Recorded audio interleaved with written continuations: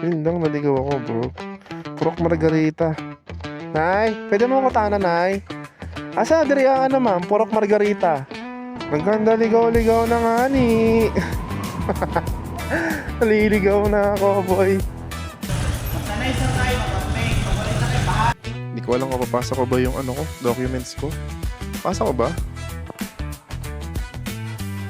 Dun sa mga mag-change region, explain ko lang. Loyal kasundo.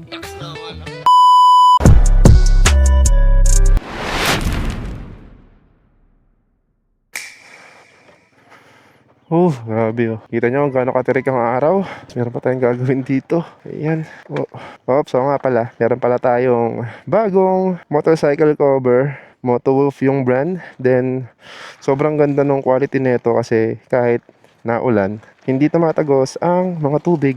Kaya, tuyo pa rin yung motor mo. Sa malapit tong motorcycle cover na to ng Motowolf. Then kahit mainit, kahit tirik ang araw, di masyadong umiinit yung upuan. Tulad nito. Grabe yung init, boy. Woohoo! So itong size na to is XL. Bakit XL? Kasi meron akong top box eh. So hindi na siya nakalagay ngayon. So ito dadalhin natin to. Itong cover natin. Meron tayong protection sa init. Yung motor natin merong protection. Yung ano ko pala, basahan. Nasaan yung basahan ko? Nawala sa taas. Wala, yun, nahulog. Importante na lagi tayo may dalang basahan. Yabang oh, full tank ko. Let's go. Yan, pag umaandar tayo, wala na yung init. Bali hangin na yung kapalit ng init.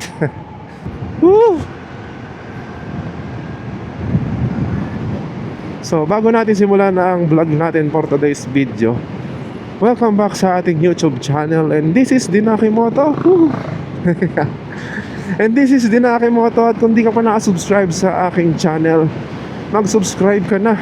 At huwag mo kalimutin pindutin ang like and notification bell para updated ka sa mga upload kong video tulad nito. Let's go! Ayun oh, long time no vlog, and today is Wednesday. Today is my rest day and 11:49 AM at magtatanghali na, and sobrang tirik na po ng araw. So nakikita nyo ang ating kalangitan ay color blue at may konting pagka-cloudy. May nagpo-form ng clouds doon na parang sumabog na vulkan na ewan. Then doon din sa mga mountain. Hoy, ang laki ng truck niya no. So kailangan natin siyang hintayin makatawid sa kabila. May sipon-sipon pa. Kung narinig niyo yun. So ayun, may magandang balita, especially sa mga riders and commuters dito sa Davao region. Alam niyo kung bakit? Malamang hindi, di ba? Siyempre, sasabihin ko na sa video na to. At sa mga hindi nakakaalam, ako po ay nasa Davao na, o Davao region na po. Andito po ako sa Davao del Norte. At ang work ko po sa Manila ay sobrang dami na rin po. At isa na rin po sa naging trabaho ko ay isang pagiging motorcycle taxi rider kay Joyride. At sa usapang motorcycle taxi rider at usapang Joyride ay magandang balita dahil si Joyride po ay andito na po sa Davao region. Nag-umpisa sila sa Digos, then tumalan po sila from Digos to Panabo City. At good news nga po na si Joyride po ay merong onboarding dito sa Davao. Yung onboarding na sinasabi ko ay hindi sa eroplano ha. So meron po silang onboarding caravan na ginaganap sa mga lungsod na mga syudad dito sa Davao region. Then ngayon, araw, ay andito sila ngayon sa Tagum City. Which is 3 days po sila sa mga napuntahan nila. Digos City, 3 days. Panabo City, 3 days. Then dito sa Tagum City, 3 days. And today is their last day here sa Tagum City. And I don't know kung saan sila pupunta pa, pero I think pagkapang po sila papunta ng Surigao. Pero ngayon, papunta po ako doon sa kanilang location kung saan ando doon ang Joyride team. So makikita po natin doon si Sir JTV. Si Sir JTV Humanitarian. So ando doon po siya ngayon sa Tagum. So ngayon papunta muna ako sa Xeroxan dahil magpapaserox ako ng mga documents na kailangan. So need kasi yun. Pinasok ko na yung motor ko dito sa loob, no? Wala decision eh. So bago kayo magpunta sa mga onboarding, like yun sa MC Taxi, kailangan niya munang pa-Xerox yung mga kailangan niya. So, nagdala na rin ako ng vaccine ID. Itong Xerox na to. Then, police clearance o NBI kailangan yan. Then, authorization letter kasi yung motor na to ay hindi nakapangalan sa akin. Tapos, 3 specimen signature. Itong police clearance. Yan yung pinaka-importanting kailangan. Siyempre, hindi mawawala yung lisensya. Ngayon, hindi ko alam kung saan dito yung yung location, pero malapit na yun dito. So, ayan, Purok Margarita Court. Doon tayo pupunta. Ayan, doon daw ang daan. Then, okay, dire-diretso lang naman yan siya dyan. Okay. Tapos, liwa kanan. Thank you. Ay, nako. Alright, punta na tayo ng Margarita Covered Court Village. Yun lang, naligaw ako, bro. Purok Margarita. Nay, pwede mo ko tana, Nay? Asa diri ang ma'am? Purok Margarita. Covered court. Oh, ha? Oh, asa diri ang Purok Margarita? Naliligaw na ako. Kita niyo yan? Marunong na magbisaya kahit gamay-gamay. Kahit onti-onti, di ba? Purok Margarita. Asa diri ang Purok Margarita? Hirap ah. Nagkanda ligaw-ligaw na nga ni. Naliligaw na ako, boy. Boss, pwede makata na, boss? Asa dire ang Purok Margarita, boss? Asa pa yung diretso? Asa? Dire? Ha? Pero dito, na din. Pinakatumoy? Tumoy pa, tumoy. Oh, thank you. Joyride. Ang layo naman ng onboarding mo. Grabe, ganda ligaw-ligaw na tayo. Layo eh. Plot twist. Hindi dito yun. Oh, kaliwa. Ay, natin dito. Sir, pangata na lang, sir. Asa diri ang Purok Margarita? Covered court? May covered court, daming kuhan. Oo. Gym na doon. Tumoy pa. Okay, thank you. Shit, totoo ba to? Na dito ang onboarding ng Joyride? Gym. Ayun. So, eto na. Ang daming motor. Feeling ko, eto na yun. Asan? Si Sir J. Gusto kong makita.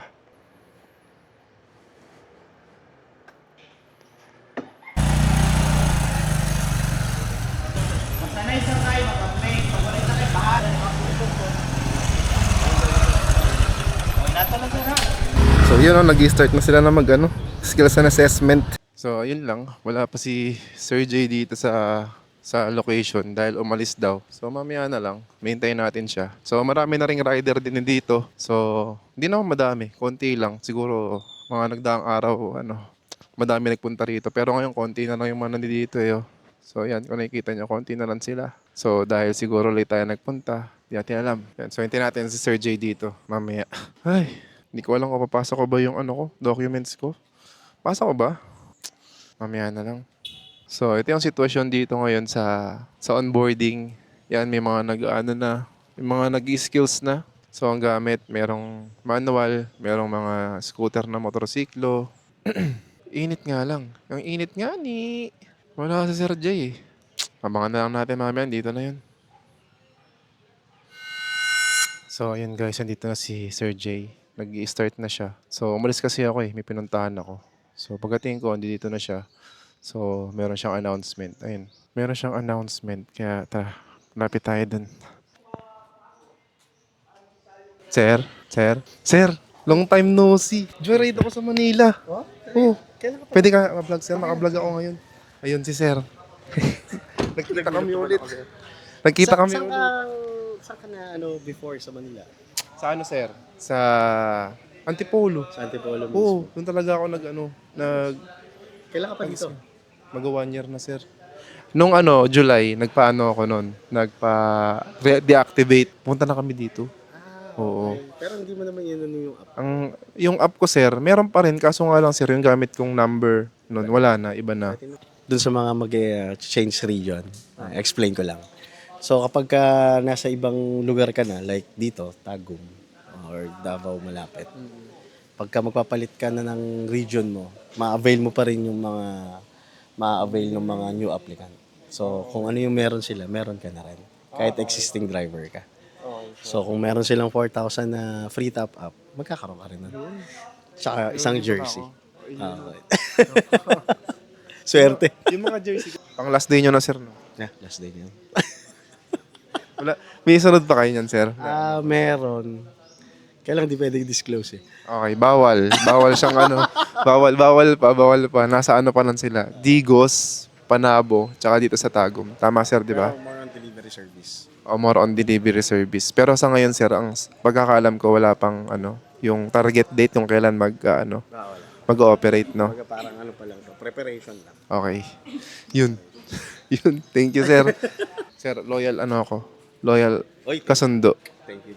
Yan. Hindi ako nag-iba ng apps nung nasa Manila ako. Thank you. Thank you, ah. Si sir. Thank you sa lahat. Follow natin. Thank you po. Nalang si Sir J. Sir J, sino to? Sir, long time no see. Joyride ako sa Manila. Anong Manila? Oo. Rider ka rin ba doon? Hindi. Oh, sir, rider ako ng Joyride, sir. Kailan ka lang dito? Loyal kasundo. Nax naman. Ayun. Kailan ka lang dito? Mag-1 year na, sir, sa August 31. Nagpa-deactivate ako, July. Sir, batikan muna sa mga natin, subscriber kasi nag-vlog din ako sa Manila. Then Akimoto. Ano? Then Akimoto. Den Oo, Akimoto. oo. Ayun, shoutout po. Ayun, shoutout po sa lahat ng mga followers ni Den Akimoto at God bless po sa inyo lahat. Nagulat ako, meron palang mga taga Manila din dito na vlogger. Okay, so nandito kami sa Tagum City. So, yan. God bless po sa inyo lahat. Abang kayo kung kailan mag-ooperate dito yan, lalo na sa mga... Mag-ooperate na tayo, Joyride Delivery. Ayun. Joyride delivery, sir, meron na. Bali yung passenger. Wala pa, so titignan pa natin kung kailan possible. Okay? Sige, sir. Sir, thank you, Long time no see. Sir, picture Ingat. tayo. Ah, sige. So, yun. So, yung documents ko, bibigay ko doon para ma-process natin yung change ko ng region. Eh. So, yun guys, tapos na natin i-process yung yung application natin para sa reactivation, then pa-change tayo ng region. So, ito na yung nangyari. So, syempre, nag-fill up tayo ng bagong form katulad nung dati, nung nagsimula tayo sa Joyride. So, bali ang kulang na lang natin is yung affidavit of loss para sa ating SIM card na ginamit noon. So, yun na lang yung kulang ko. Then, mag-a-announce sila next week kung kailan sila babalik. Kasi babalik sila dahil marami pang hindi nabibigyan ng jersey o yung gears. So, ayun. Babalik tayo next week dito. So, ito yung kulang. Yun na yung kulang ko, yung affidavit of loss. Pero yung iba, okay na. Makakabiyahe na ulit tayo sa Joyride. Pero ngayon, wala pa silang announcement kung kailan o-operate yung para sa passenger. Bali, ang meron pa lang is yung para sa delivery. Ayun, sa delivery meron na. Then sa passenger, wala pa. But to be announced yun. Siguro this year din yun. At tingin ko, bare months magsisimula ang passenger. So, yun lang. So, tapos na tayo mag-process ng application. Tapos yun, sila Sir J. Doon sila. Tapos marami ding riders dito, syempre. So, pang 3 days na nila dito. So, balita na yung last day ng skill and assessment. So, ayun. Maraming humabol. So, yung mga rider na nakikita nyo dyan ngayon is, ano pa lang yan, sila yung panghuli. Tapos, syempre, nung pangalawang araw at unang araw, maraming tao.